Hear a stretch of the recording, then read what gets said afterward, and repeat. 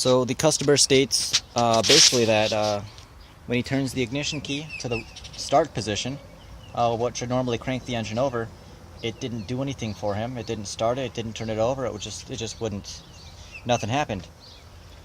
He also states that since it's been sitting for a while, he thinks it may need a new battery. So what we're going to do is basically test the electrical system and figure out what it needs, what it doesn't need, and how to proceed from there.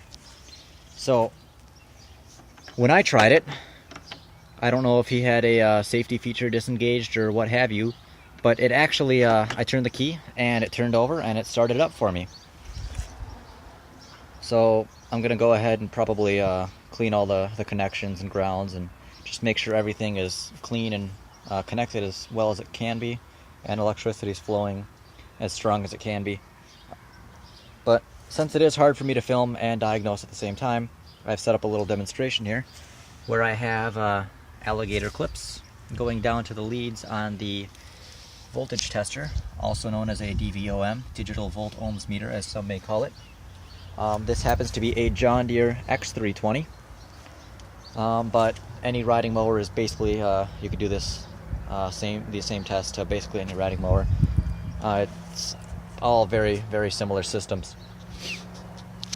So we have 12.5857 volts in the battery, and we're going to turn the key to the lights on position, and we're going to see the drop there. We shouldn't see anything past 12.2 when it drops down. We don't want to see it go past that. So you can see the reflection there, and the lights are on.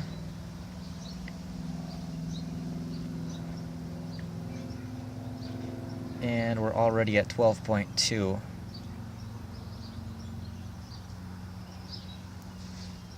So alright, we're holding steady there. Now what we're going to do is called the drop test.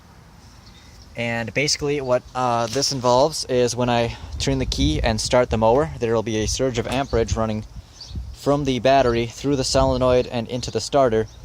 And what we don't want to see is anything, we don't want to see the voltage in the battery drop below 11.2 to 11.5 volts.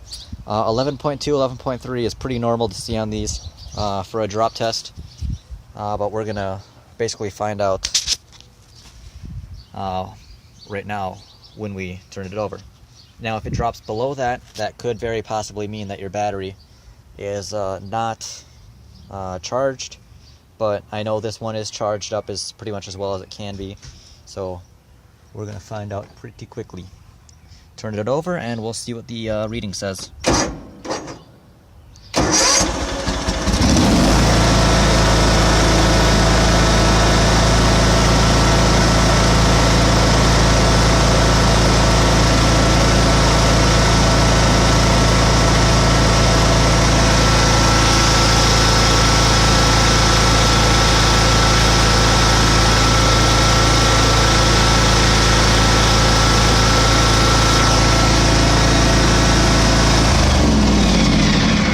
Alright, so we accomplished a couple different things there. If you notice that the voltage meter actually dropped below 11 volts, it dropped into the 10 volt range, which means that this battery is probably not the greatest.